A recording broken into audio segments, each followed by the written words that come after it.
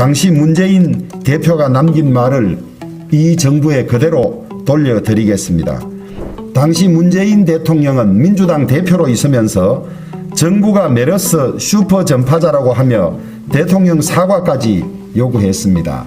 이번 백신 지원 사태는 정부의 무능인한 참사로 국가 리더십과 위기관리 능력이 지금처럼 허술한 적이 없었다던 당시 문재인 대표가 남긴 말을 이 정부에 그대로 돌려드리겠습니다. 백신 수급 상황에 관해서는 정부의 책임 있는 사람들 사이에서도 앞뒤 말이 다르고 대통령께서 모더나에 전화를 해서 모더나 백신을 구하게 됐다는 이야기가 나오고 난 바로 직후에 모더나 회사에서 확실히 계약된 것은 아니라고 다시 반박하는 내용의 이 언론 프레스 릴리스를 냈습니다. 우리는 국민들이 가장 궁금해하고 또 불안해하고 정부 당국자 사이에서도 말이 맞지 않은 백신 수급 문제에 대해서 국민의 대표인 국회에서 긴급 현안 질의를 통해서 백신 계약 상황, 수급 상황 등을 알아보기 위한 긴급 현안 질의를 요구해 놓았습니다마는 민주당으로부터 지금 그렇게까지 할 일은 아니라는 이야기를 하고 있습니다.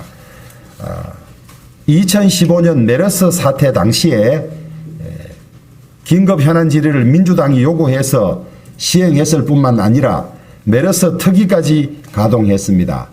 당시 문재인 대통령은 민주당 대표로 있으면서 정부가 메르스 슈퍼 전파자라고 하며 대통령 사과까지 요구했습니다.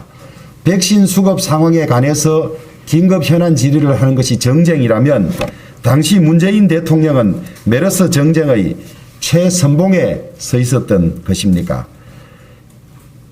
이번 백신 지원 사태는 정부의 무능인한 참사로 국가 리더십과 위기관리 능력이 지금처럼 허술한 적이 없었다던 당시 문재인 대표가 남긴 말을 이 정부에 그대로 돌려드리겠습니다.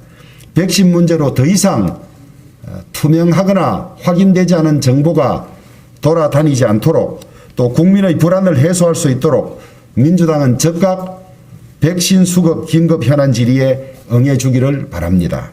덮으려 할수록 점점 더 불신과 의혹이 커질 뿐입니다. 민주당이 긴급 현안 질의를 받을 수 없다는 것은 백신 수급에 관해서 국민들에게 지금까지 제대로 보고하지 않았을 뿐만 아니라 제대로 준비하지 않았다는 것을 인정하는 결과밖에 되지 않습니다.